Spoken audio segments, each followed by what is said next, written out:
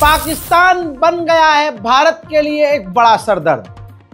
भारत के लिए बड़ी मुसीबत आगे और आएगी, क्योंकि मोदी जी तो 2 दिन में सरेंडर करके किनारे हो गए और आज मैच भी खेल रहे हैं।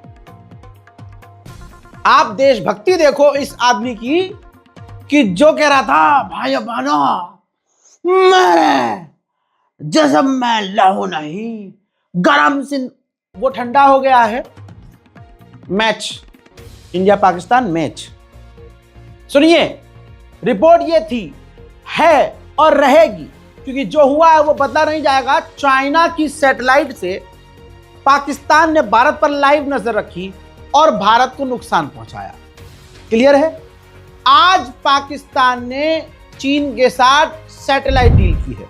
यह है रिपोर्ट। भारत के खिलाफ पाकिस्तान अपनी सर्विलांस क्षमता को बढ़ाने के लिए चीन के साथ समझौते पर साइन कर चुका है।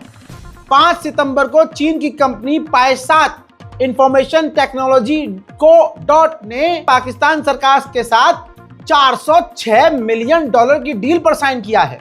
इसके तहत पाकिस्तान को इंटीग्रेटेड सैटेलाइट सिस्टम तैयार करने में मदद मिलेगी। इस प्रोग्राम के पहले फेज में 20 सैटेलाइट को लॉन्च और एक सैटेलाइट निर्माण केंद्र की स्थापना और सपोर्टिंग सॉफ्टवेयर का डेवलपमेंट शामिल है।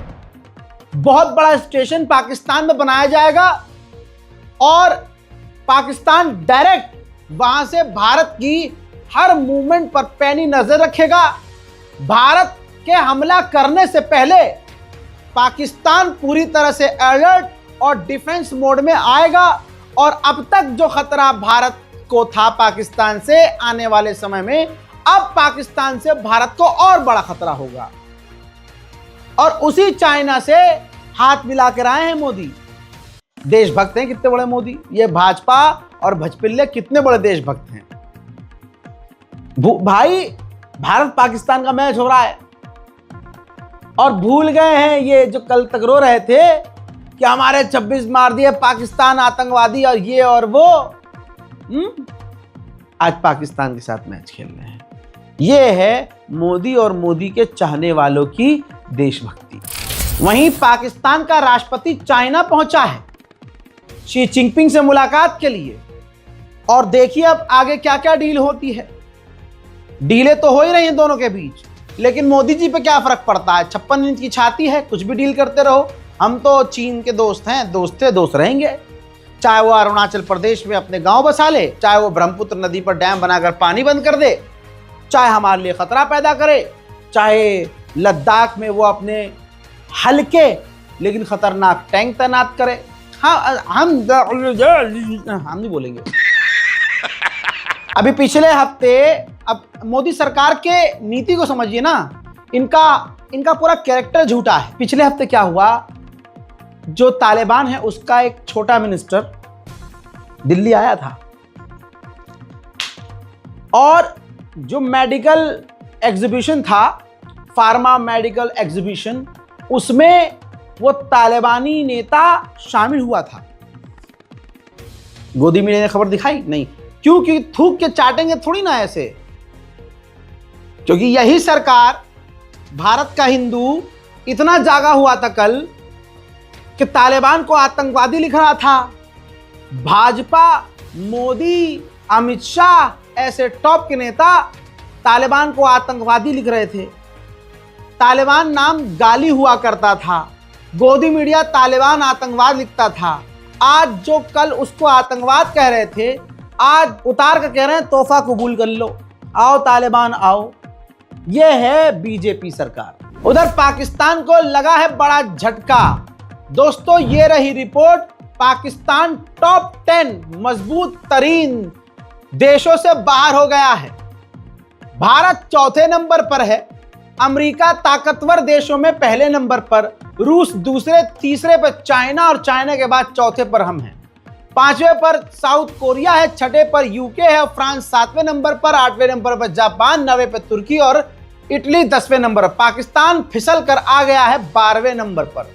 अब पाकिस्तान भले ही कहता रहे कि अरे यह रिपोर्ट तो ऐसी ही है वैसी ही है, हमारी सेना ऐसी है हमारी सेना वैसी है, हम यूं कर देंगे, हम, अरे भाई तुम पहले बाढ़ पर ध्यान दो। उधर ताइवान के आसपास उथल पुथल तो हो ही रही थी। लीजिए अब क्या कर दिया चाइना ने, चाइना ने अपने एयरक्राफ्ट कैरियर और युद्धपोत को ताइवान के करीब तैनात कर दिया है उस इलाके पर नजर रखने के लिए कि ताइवान के आसपास से किन किन देशों के जहाज, वेसल, युद्धपोत, एयरक्राफ्ट कैरियर गुजर रहे हैं। उधर चाइना से किलस तो ऑस्ट्रेलिया भी गया है, तो ऑस्ट्रेलिया ने ऐलान किया है कि वो $8 बिलियन खर्च करके न्यूक्लियर सबमरीन स्टेशन बनाएगा।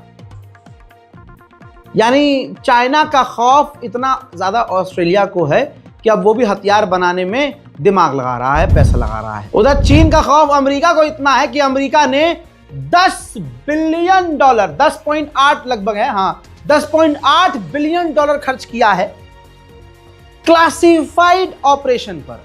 यानी कई कंपनियों को उसने मोटा पैसा दिया है कि चीन को टक्कर देने के लिए खुफिया हथियार बनाओ।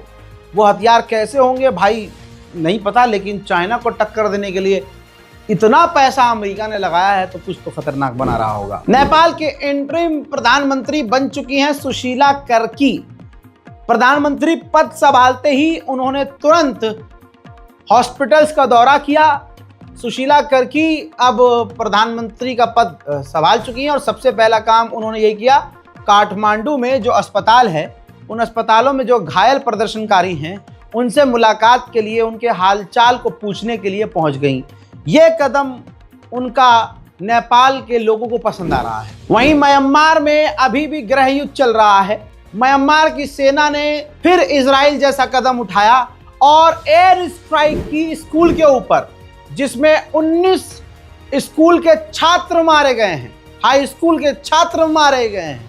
आप सोच सकते हैं ये वही रोहिंग्या है, ये वही म्यांमार है जहां के मुसलमानों को इसी सेना और इन्हीं जनता ने मिल कर कूटा था, मारा था, जिंदा जलाया था।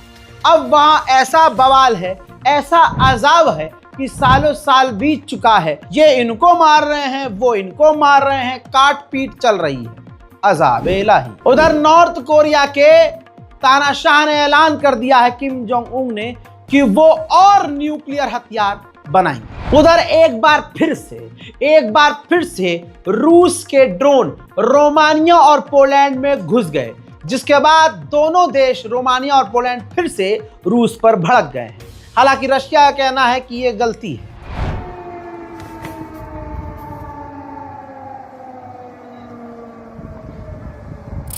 अच्छा, इसका फायदा फौरन ज़ेलेंस्की ने उठाया, फौरन कैमरा चालू किया, सामने आकर कह दिया कि ये जो पोलैंड और दूसरे इलाकों में रूस के ड्रोन घुस रहे हैं, ये पूरे यूरोप के लिए धमकी है, वार्निंग है। देखिए। Бажаю здоров'я, шановні українці, українки. Сьогодні вже провів нараду з секретарем Ради національної безпеки і оборони Рустемом Умєровим за підсумками ставки, те, що стосується дронів, та за підсумками наших домовленостей цих тижнів з партнерами. Активний час, багато рішень, треба, щоб все повністю спрацювало. Тільки за цей тиждень 3 санкційні кроки: Британія, Японія, Нова Зеландія. Європейський Союз подовжив персональні санкції. उधर रशिया और बेलारूस दोनों ही दोस्त, दोनों ही पड़ोसी हवा में ड्रिल कर रहे हैं।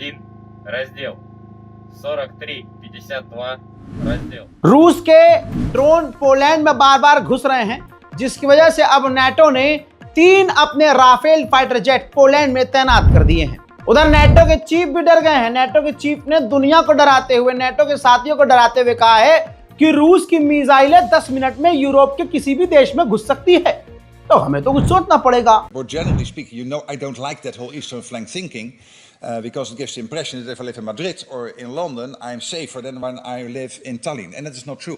because these latest Russian missiles, when they will be launched, they come down with 5 times the speed of sound, and they will take 5 or 10 minutes longer to reach Madrid or London than they take to reach Tallinn or Vilnius.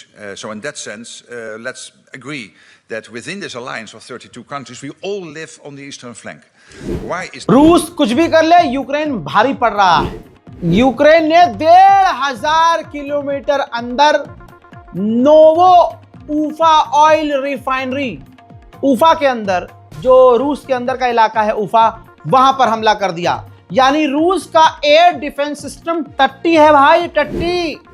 Ukraine 1500 kilometre दिन के उजाले में घुसकर हमला कर दे रहा है। अब नेटो, ये तस्वीर देखिए, नेटो ने पोलैंड के अंदर अपनी और फौज भेज दी है। अभी तो फाइटर जेट तैनात किए थे, अब फौज भी नेटो भेज रहा है पोलैंड, यानी यूक्रेन और रूस की जंग में अब घुस गया है नेटो। अब ग्राउंड पर तस्वीरें बदल सकती हैं, जंग रुकने के बजाय बढ़ सकती है। उधर भाई साहब रूस भी कम नहीं है। रशिया ने पोलैंड से कुछ ही दूरी पर, बॉर्डर पे, मतलब बिल्कुल बॉर्डर के करीब, मेन रोड पर, बिल्कुल सड़क पर, बीच में ही, पोलैंड के करीब रूस ने अपनी सबसे खतरनाक स्कैंडर मिसाइल तैनात की हुई है। उधर बुल्गारिया के बीच पर भी, तस्वीर देखिए, बिल्कुल बीच पर, बुल्गारिया में अलग देश है भाई, वहां पर भी रूस का ड्रोन मिला है, जिसकी वजह से पूरे यूरोप में हड़कंप मच गया है। उधर डोनाल्ड ट्रंप ने धमकी दी है पुतिन को, कहा कि मेरा सब्र खत्म हो रहा है, पुतिन जल्दी डील कर ले। About President Putin, because we just saw these drones in Poland. Yeah, well, More the Poland sanctions, thing, more- I mean, I'm not going to defend anybody, but the Poland, they were actually knocked down and they fell into an area. But you shouldn't be close to Poland Right, anyway. right. So I solved, as you know, 7 wars. 7. मोहतरम हजरात, अंतरराष्ट्रीय prime time report में आज अभी के लिए इतना ही। Channel को जल्दी से सब्सक्राइब कीजिए, वीडियो को लाइक कीजिए और अपनी राय कमेंट में जरूर लिखिए। जय हिंद।